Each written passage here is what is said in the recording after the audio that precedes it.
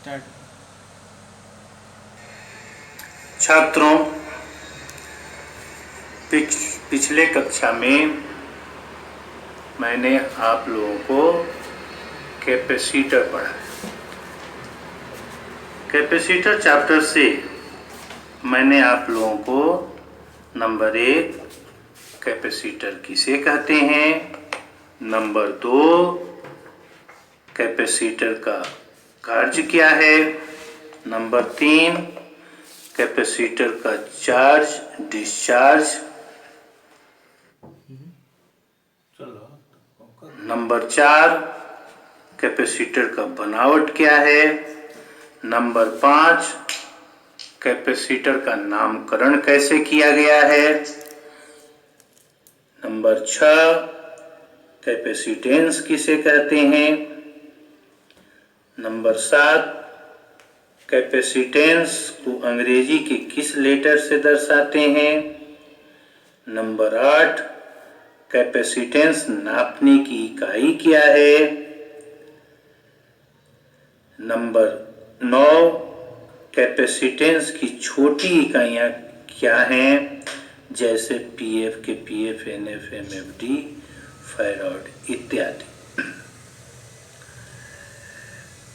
कुछ छात्रों ने मुझसे सवाल किया है कि सिंगल फेज मोटरों में कैपेसिटर क्यों लगाया जाता है, क्या कैपेसिटर न लगाया जाए तो मोटर घूमेगा कि नहीं घूमेगा।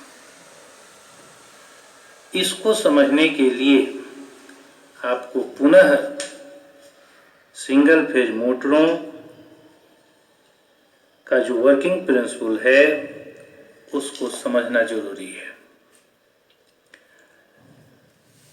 आप जानते हैं कि जो मोटर होता है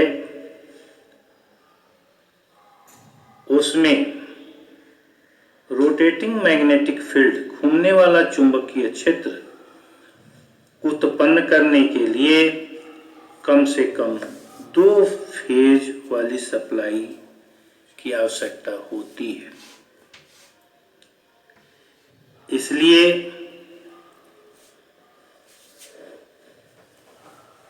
मैग्नेटिक क्षेत्र के कारण ही मोटर स्वयं चालू होती है।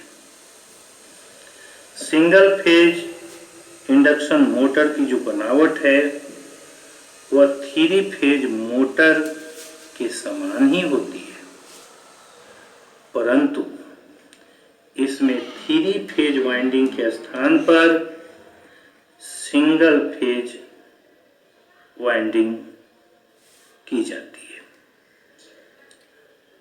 तथा यह मोटर लो वोल्टेज स्तर यानी कि 250 वोल्ट पर कार्य करती है। जब इस मोटर को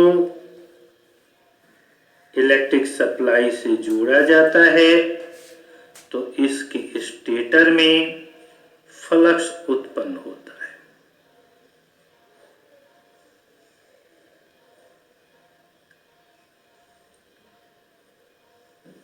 इस पर चुंबकीय क्षेत्र बनता है, परंतु यह फ्लक्स घूमने वाला नहीं होता, जिससे यह फ्लक्स कोई परिणामी टॉर्क उत्पन्न नहीं कर पाता और मोटर स्वयं चालू नहीं हो पाती। हाँ,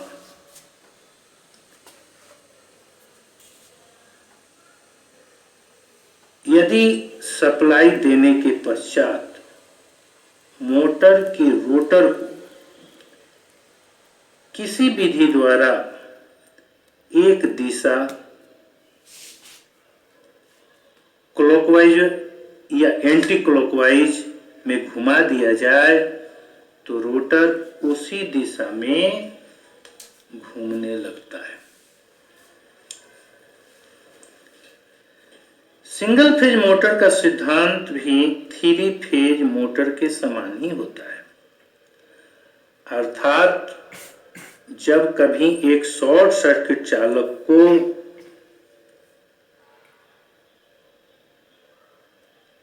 रोटेटिंग मैग्नेटिक फील्ड में रखा जाता है तो वह चालक घूमने लगता है। सिंगल फेज मोटर की बनावट भी 3 फेज मोटर के समान ही होती है, परंतु सिंगल फेज की मोटर के स्टेटर पर स्टार्टिंग एवं रनिंग 2 प्रकार की वाइंडिंग होती है। इनमें 2 वाइंडिंग इसलिए सम्मिलित होती है क्योंकि केवल एक वाइंडिंग से रोटेटिंग फील्ड न बनकर पल्सेटिंग फील्ड बनता है। इस प्रकार का क्षेत्र 2 भागों में विभक्त हो जाता है, जिससे रोटर में उत्पन्न धारा का फ्लक्स रोटर में दोनों दिशाओं क्लॉकवाइज और एंटी क्लॉकवाइज में घूमने का प्रयास करता है, जिस कारण रोटर स्थिर रहता है। इस प्रकार मोटर स्वयं चालू नहीं हो पाता। अब यहां पर हम एक कैपेसिटर लगा करके सिंगल फेज को डबल फेज में बदल देते हैं। एक फेज की सप्लाई रनिंग वाइंडिंग में कैपेसिटर रनिंग वाइंडिंग में और दूसरे फेज की सप्लाई स्टार्टिंग वाइंडिंग में कैपेसिटर के माध्यम से देते हैं। इस प्रकार सिंगल फेज मोटरों में रोटेटिंग मैग्नेटिक फील्ड उत्पन्न हो जाता है और वह मोटर स्वतः घूमने लगता है।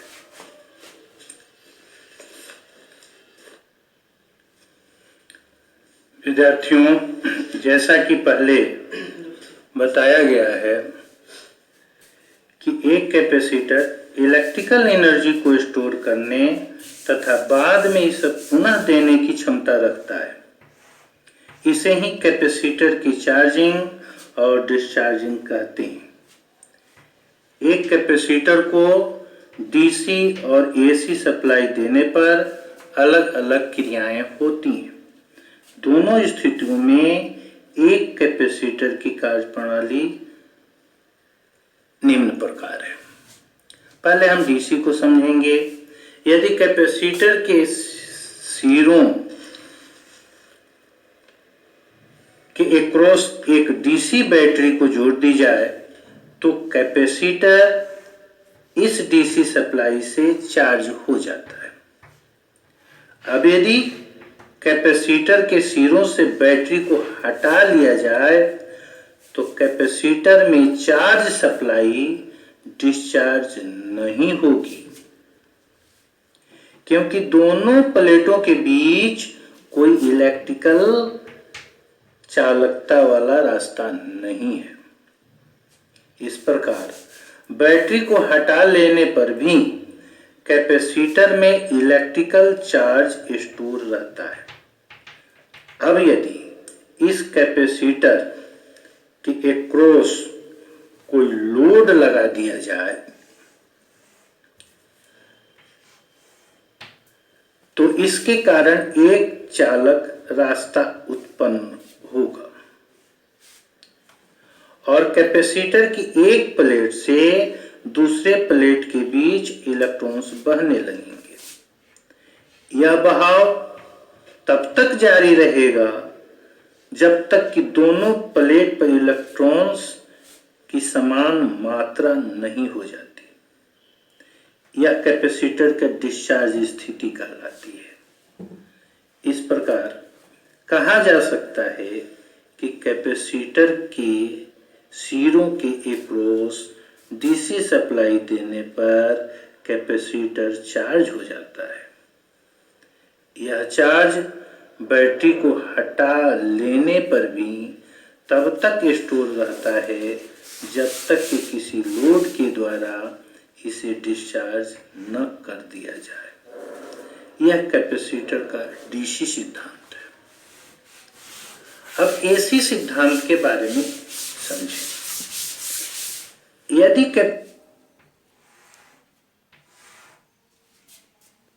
कैपेसिटर को एसी सप्लाई से जोड़ा जाए तो दोनों प्लेट की पोलैरिटी इनपुट एसी वोल्टेज की पोलैरिटी के अनुसार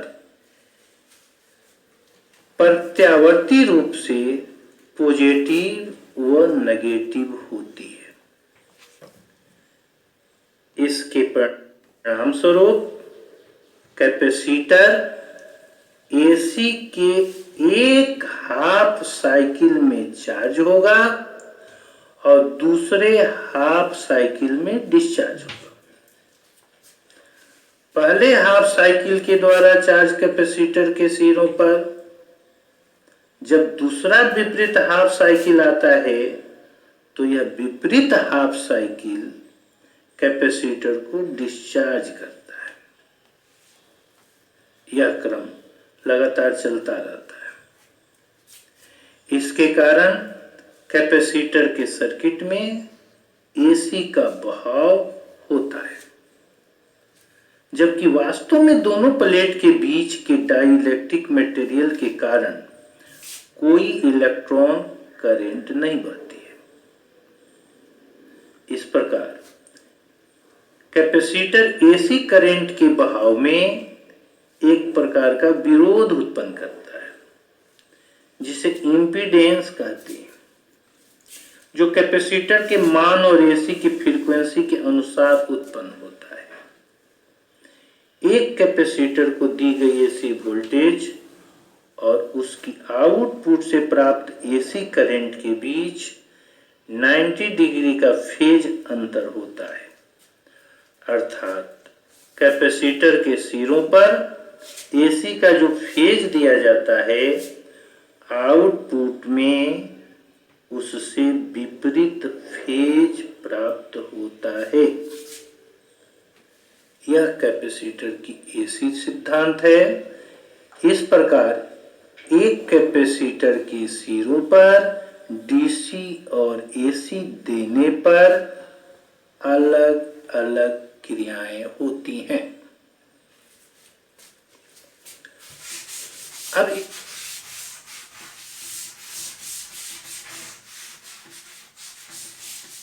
इसके आगे आपको समझना होगा कि कैपेसिटेंस किन किन बातों पर निर्भर करता है। मैंने आपको पहले बताया है कि कैसी कैपेसिटर के द्वारा विद्युत चार्ज को स्टोर करने की क्षमता को उसका कैपेसिटेंस कहते हैं। कैपेसिटेंस निम्न बातों पर निर्भर करता है। नंबर 1, प्लेटों के क्षेत्रफल पर।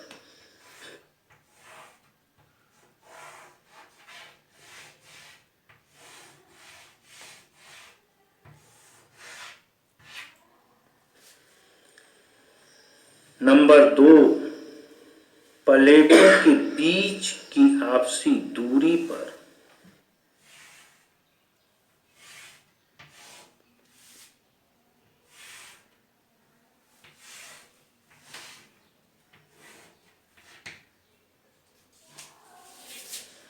नंबर 3, प्लेटों के बीच रखे गए डाई इलेक्ट्रिक पदार्थ के गुण के ऊपर।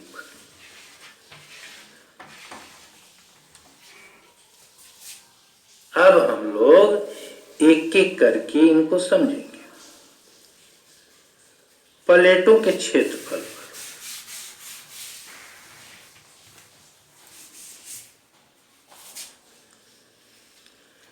किसी कैपेसिटर के कैपेसिटेंस का मान प्लेटों के प्रभावित क्षेत्रफल के समानुपाती होता है। अर्थात जैसे जैसे कैपेसिटर में लगी प्लेटों का क्षेत्रफल बढ़ता जाएगा वैसे वैसे उसका कैपेसिटेंस भी बढ़ता जाएगा। नंबर 2, प्लेटों के बीच की दूरी पर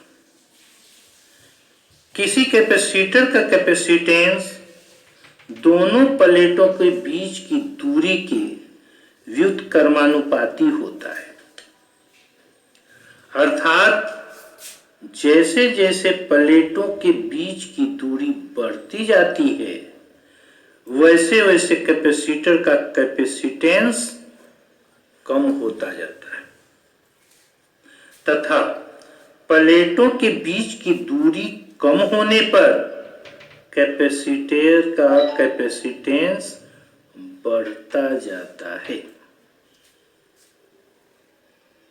नंबर 3, प्लेटों के बीच रखे गए डाई इलेक्ट्रिक पदार्थ के गुण पर किसी कैपेसिटर का कैपेसिटेंस प्लेटों के बीच रखे डाई इलेक्ट्रिक पदार्थ के गुण के समानुपाती होता है।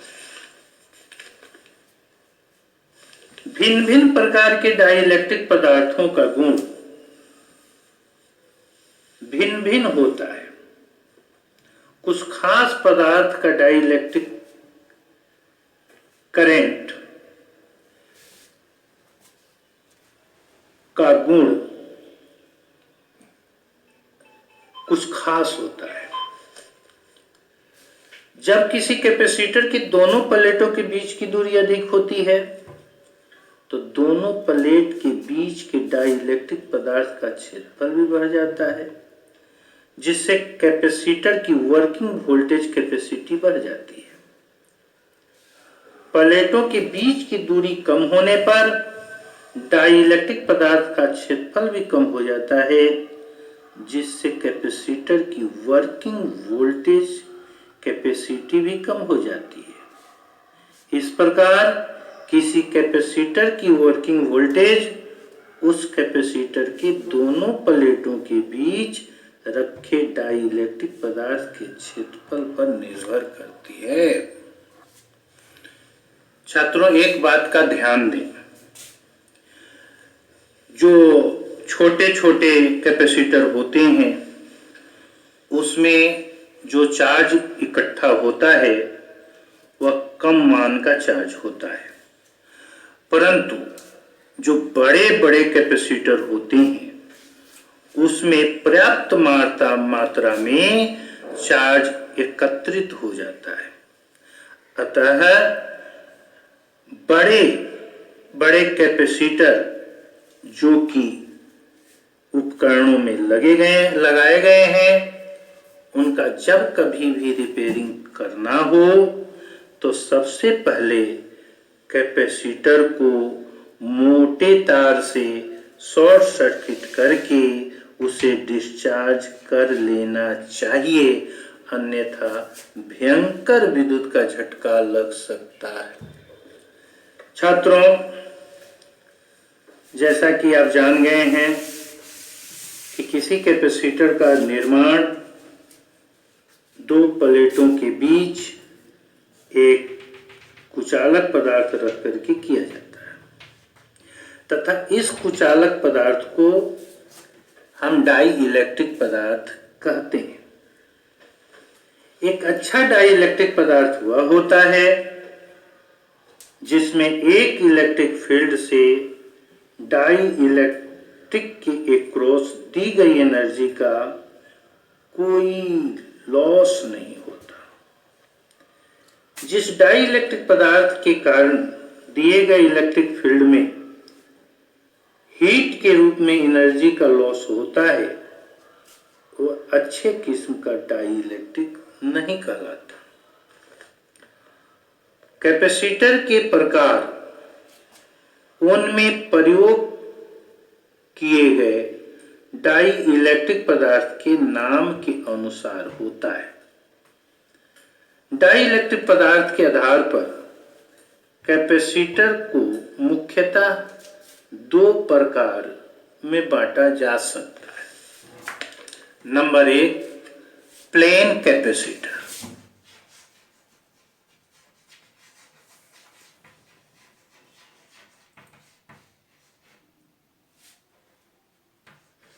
Number 2, electrolytic capacitor.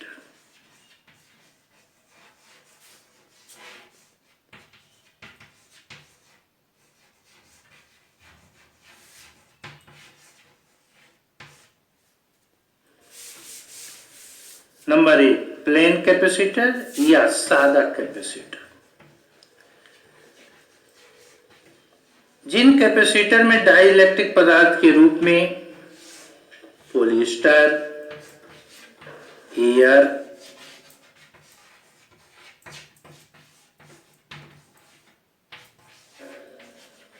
Paper, mica,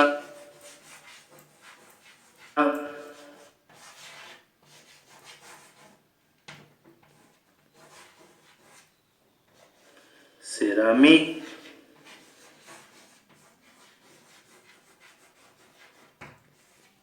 plastic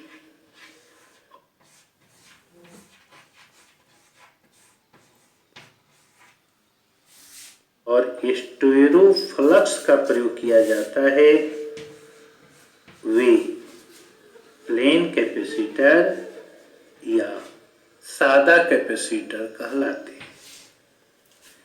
in capacitor की पहचान करने के लिए इन्हें प्रयोग किए गए डाई इलेक्ट्रिक पदार्थ के नाम से ही जाना जाता है। उदाहरण के लिए, जिन कैपेसिटर में डाई इलेक्ट्रिक पदार्थ के रूप में पेपर का प्रयोग किया जाता है, उन्हें पेपर कैपेसिटर कहते हैं, तथा जिनमें माइका का प्रयोग किया जाता है, उन्हें माइका कैपेसिटर कहते हैं। इस प्रकार ceramic capacitor, plastic capacitor, polyester capacitor और स्टेरोफ्लक्स कैपेसिटर को प्रयोग किए गए डाई इलेक्ट्रिक पदार्थ के अनुसार नाम दिए गए हैं। इन कैपेसिटर के दोनों सिरे एक समान होते हैं, अतः इन्हें सर्किट में लगाते समय इनके सिरों की ध्रुवता को देखने की आवश्यकता नहीं होती। किसी एक प्रकार के प्लेन कैपेसिटर के स्थान पर उसी मान का कोई भी दूसरा प्लेन कैपेसिटर प्रयोग में लिया जा सकता है।